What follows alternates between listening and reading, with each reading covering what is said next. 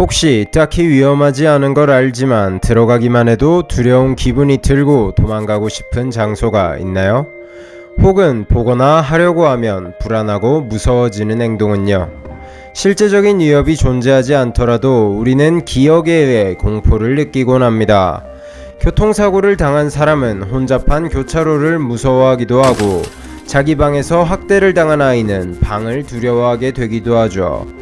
혹은 영화 조스를 감명 깊게 본 사람은 실제 위험에 처하지도 않았음에도 물의 공포를 느끼기도 하는데요.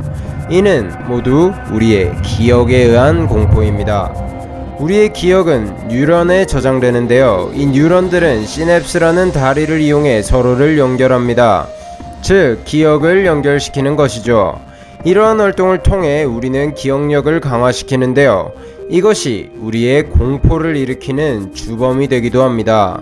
학대당한 아동의 경우 방에서 학대를 당할 때 방이라는 기억을 담은 뉴런과 학대라는 공포 기억을 담은 뉴런이 서로 연결되는 것이죠. 이렇게 뉴런이 연결되면 하나의 뉴런만 자극되어도 주변에 연결된 뉴런들이 함께 활성화되게 되는데요. 즉, 방에 대한 기억이 활성화되었을 때 연결되어 있던 공포 기억이 함께 활성화되게 되고 자연스럽게 공포를 느끼게 되는 것이죠. 오늘은 이 기억의 연결을 조작하여 행복했던 공간을 순식간에 공포의 공간으로 바꿔버리는 실험에 대하여 알아볼 텐데요. 오늘의 심리학 기억 조작 2편 가짜 기억을 이식하다 편입니다. 만약 당신이 평소에 좋아하던 곳이 있다고 생각해 봅시다. 예를 들어 카페로 하기로 하죠. 어느 날 그 카페에 들어갔더니 갑자기 몸이 얼어붙고 두려움이 언저리에서 올라오는 것을 느꼈습니다. 그리고 불안을 감당할 수 없어 당신은 도망쳐 나와 버렸죠. 이 황당한 상황을 오늘 인공적으로 만들어낼 것입니다. 왜곡된 기억을 이식시킴으로 인해서요. 이 실험을 보려면 한 가지 먼저 알아야 할 것이 있습니다.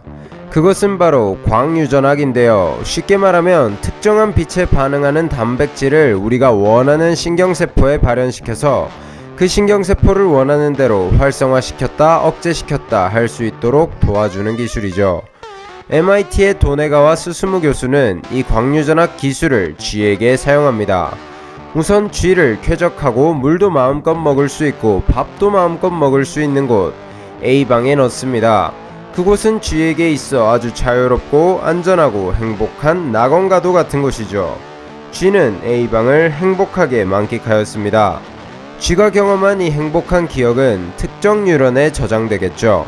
스스무 교수는 이 기억이 저장된 특정 뉴런의 광유전학 기술을 활용하는데요.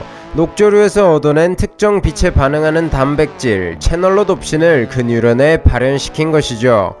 그리고 쥐를 A방에서 꺼내 B방으로 이송합니다. B방은 A방과 전혀 다른 환경의 방이었는데요. 생김새도 달랐지만 무엇보다 그 방의 바닥엔 불규칙하게 전류가 흘렀습니다. 그 덕에 쥐의 발에는 불규칙한 전기 충격이 가해지게 되었죠. 쥐는 이 전기 충격으로 인해 나쁜 기억을 특정 뉴런에 저장하게 되겠죠. 이때 스스무 교수는 발현시켜 놓은 채널로놉신에 특정 빛을 비춰서 강제로 A방의 기억을 활성화시켰습니다.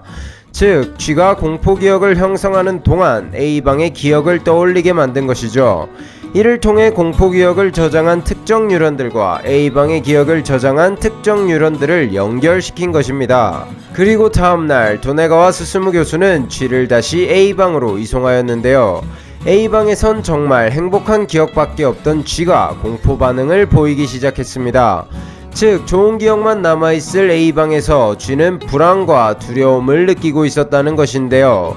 도네가와 스스무 교수는 광유전학 기술을 이용해 전기 충격을 받을 때 강제로 A방의 기억을 떠올리게 함으로써 A방에서의 행복한 기억을 전기 충격과 연결시켜 가짜 기억을 만들어낸 것인데요. 만약 이를 인간에게 활용할 수 있게 된다면 어떻게 될까요?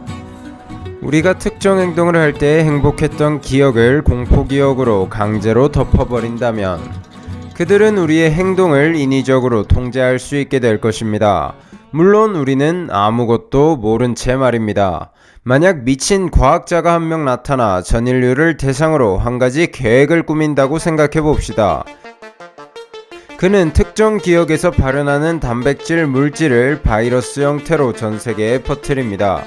그가 덮어버리고자 했던 행복했던 특정 기억은 바로 섹스였죠.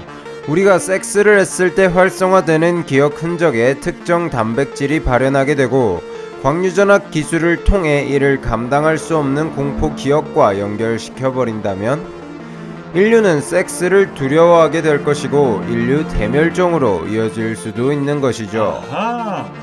와우. 하지만 이 기술은 나쁜 쪽으로만 활용되진 않습니다. 나쁜 기억을 심어줄 수 있다면 좋은 기억도 심어줄 수 있겠죠. 실제로 좋은 기억을 심는 것은 나쁜 기억을 심는 것에 비해 훨씬 더 어렵다고 하긴 하는데요. 충분한 연구를 거친다면 충분히 가능할 것으로 보여지고 있습니다. 과학자들은 이를 통해 강박장애나 불안장애를 앓고 있는 여러 환자에게 문제 기억을 좋은 기억으로 덮어줌으로써 그 불안과 두려움을 제거해 줄 수 있을 것이라 기대하고 있죠. 좋은 기억을 심을 수 있다라. 만약 버려지는 아기들을 100명 정도 모은 후 살인에 대한 기억을 좋은 기억과 연결시킨다고 생각해 봅시다. 그렇게 되면 인공적으로 사이코패스들을 만들어낼 수 있는 것이겠죠. 만들어진 인공 사이코패스들은 누군가 죽일 듯이 훈련을 시키지 않아도 살인이라는 행복한 행위를 목표로 잡고 최선을 다해 노력할 것입니다. 사람을 잘 죽일 수 있는 사람이 되기 위하여 말이죠. 마치 우리가 돈을 벌기 위해 학생 때 열심히 공부했던 것처럼 말입니다. 심지어는 운동과 훈련에 대한 기억을 행복한 기억과 연결시켜버리면 더 쉽게 일이 풀릴 수도 있겠죠. 그렇게 인공 사이코패스 살인마 집단이 만들어지게 되고 그 규모에 따라서 또다시 인류의 존명이 흔들리게 되는 것이죠. 과학이 발전하는 만큼 확실히 도덕적인 제한선이 필요한 것 같습니다. 기억 조작은 들었을 때 느껴지는 꺼림칙함보다 훨씬 더 꺼림칙한 행위이기에 조심하지 않으면 정말 무슨 일이 일어날지 모르는 것이죠. 방금 상상해서 벌써 인류가 2번이나 멸망한 것처럼 말이죠. 하지만 우리는 단 몇 발로 지구를 다 부술 수도 있는 핵탄두와도 함께 살아가고 있습니다. 그러니 기억 조작과도 함께 행복하게 잘 살아갈 수 있지 않을까요? 이상